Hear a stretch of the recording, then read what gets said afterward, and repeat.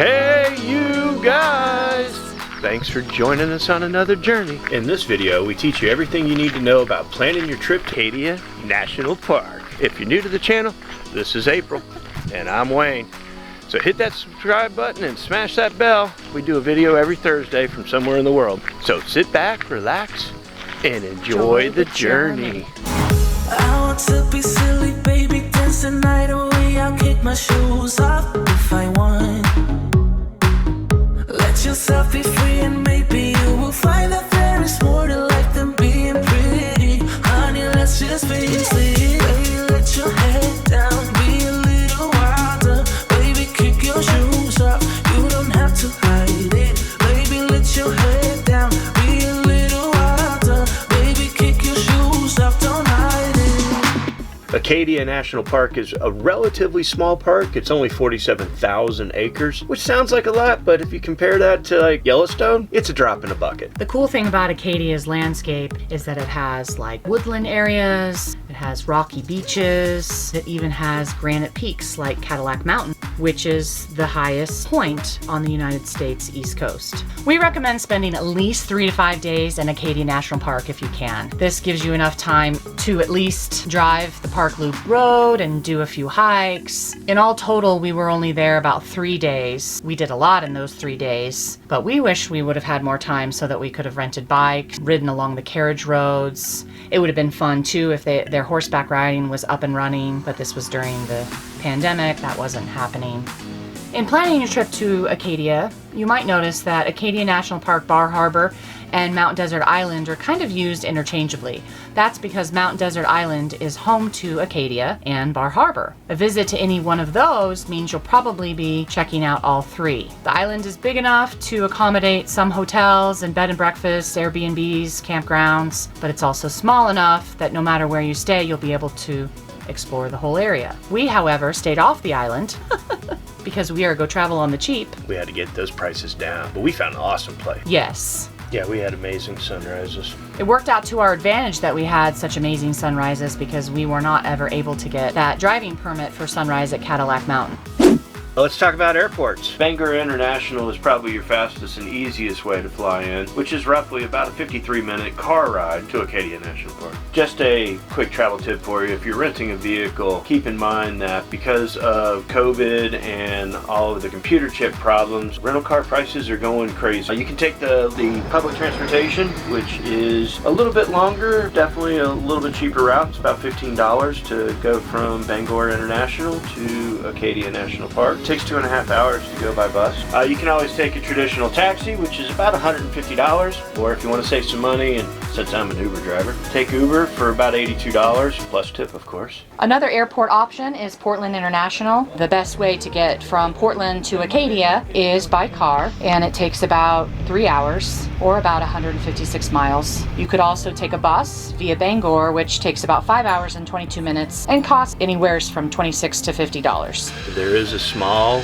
regional airport, Hancock County Bar Harbor Airport, with a free bus service to Bar Harbor available during the summer months. And because of COVID, I'd obviously just check into it to make sure that that's even available at this time. A lot of programs are canceled because of COVID. There are 124 trails in Acadia National Park. You can spend months there and not see it all. Obviously, check out the All Trails app to see which trails you want to do. Whatever your level is, the All Trails app will give you a good indication of what trails you will be able to conquer. And believe me, if they say expert, you better be an expert. We do have another little travel tip for you. This granite is incredibly slick. You definitely don't want to be in tennis shoes doing this. You want to get yourself a good pair of hiking boots. You don't need to spend $200, but get a good pair of hiking boots. It will make the difference. Sand Beach is a nice place to check out. If you're a beach lover like me, always want to get on a beach. You could have a picnic, explore out on the rocks, but be careful if you do that. It's just a really nice place to chill out. And you can swim there in the summer. Definitely going to want to check out the Park Loop Road. It's a 27-mile route, has lots of pull-off places, parking spots, and traffic jams. Just have plenty of patience when you're in Acadia National Park.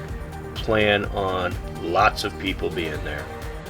If you like stargazing or you like night photography, check with the ranger programs and the best places to view the night skies in Acadia. That would have been cool to do.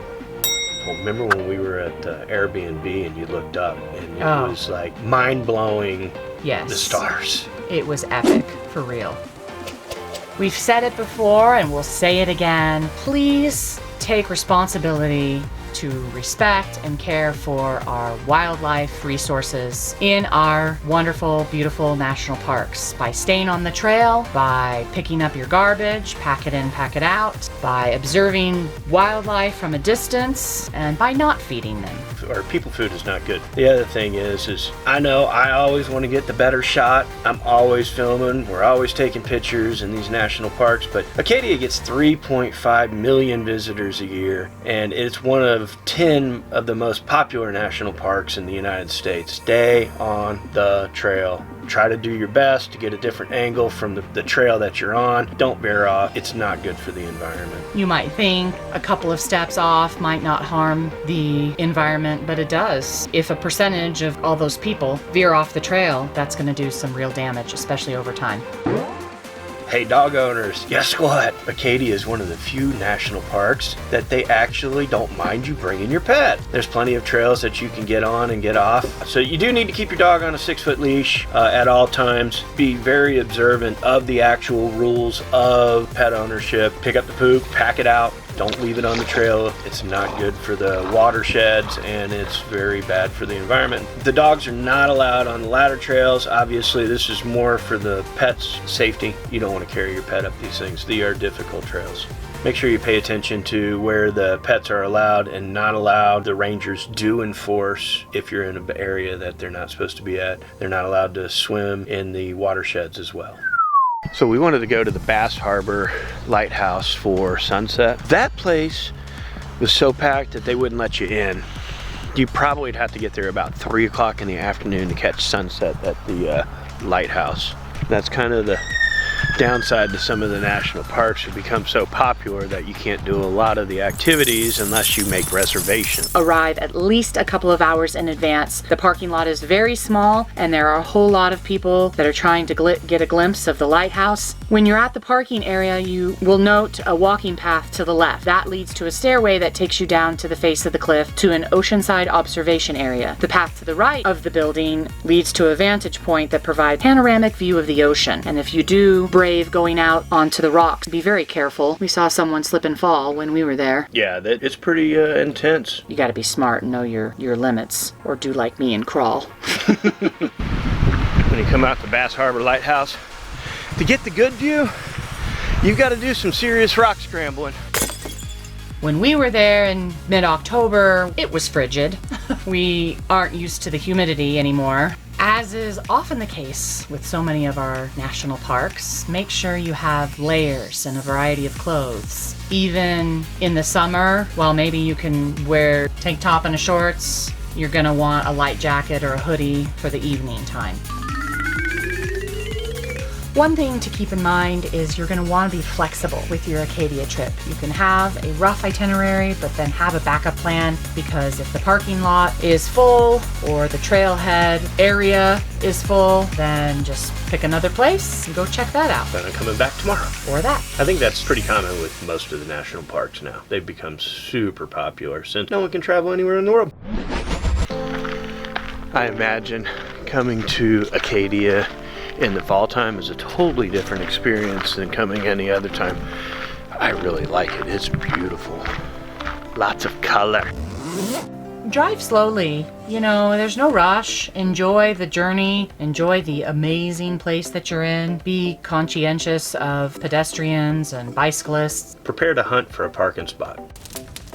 As Wayne learned on the Precipice Trail, you should have a map with you, either paper or downloaded to your phone, because sometimes those trails get a little confusing. Yeah, I thought for sure with that many people I wouldn't need a map, but at the top, I got lost somehow. I don't even know how that happened. I'm usually pretty good. I usually don't get lost.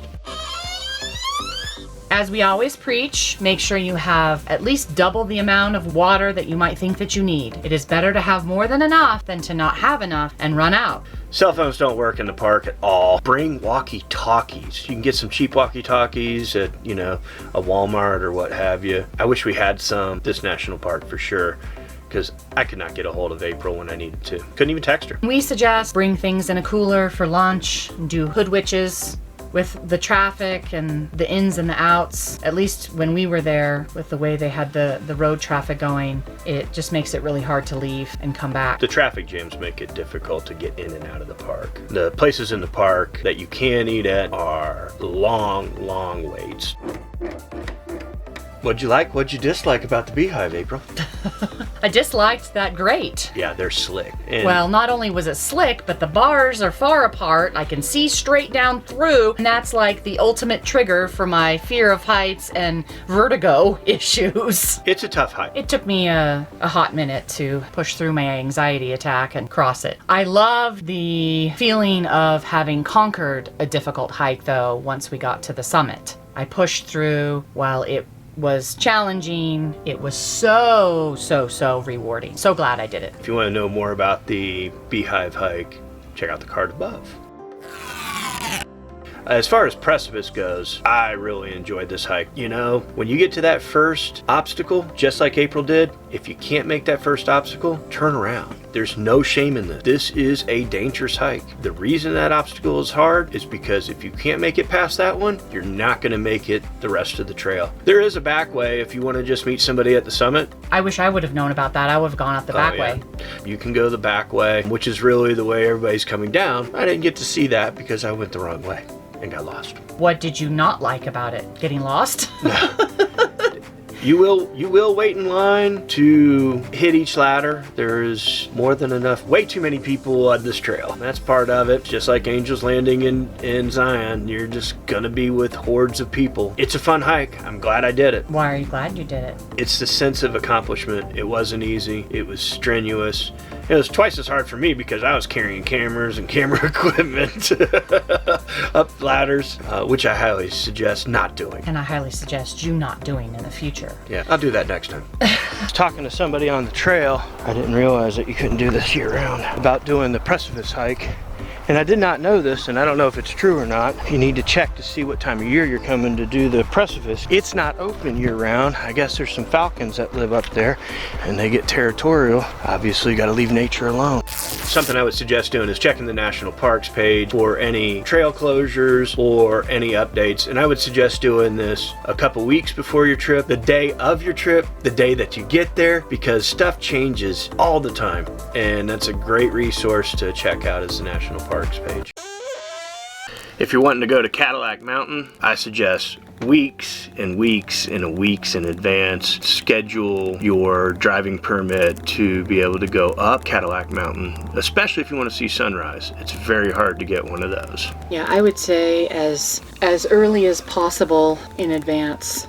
You're going to need to go to recreation.gov, get a vehicle reservation. 30% of vehicle reservations are made available 90 days ahead of each date. The remaining 70% are released at 10 a.m. Eastern Standard Time 2 days ahead. Either print or save a digital copy of your reservation with the confirmation code, which will be scanned. Connectivity, though, is unreliable in the park.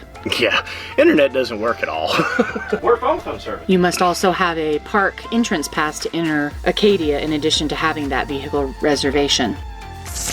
So there was the Jessup and Hemlock trails. What's nice about the Jessup and Hemlock Trail is it's very flat. Anybody can do this trail. And I believe it's even considered a handicapped accessible trail as well. It was a nice warm-up hike as well. Yeah, it was an easy starter hike. Yeah. Hiking the bubbles. Bubble hike was fun. I was thoroughly exhausted from having just done the Beehive. Yeah, I would put this on a separate day than the Beehive hike. It was a lot of steps. A lot of stairs. Beautiful views, though. Pretty short hike, but it was a strenuous hike, I would say. At least moderate. Probably felt more strenuous to us because we had already done Jessup and Hemlock Loop and Beehive. But we like to hike. I want to thank you guys for watching our video all the way to the end. If you would, hit that subscribe button, share it with a friend, and like always, thank you for living life.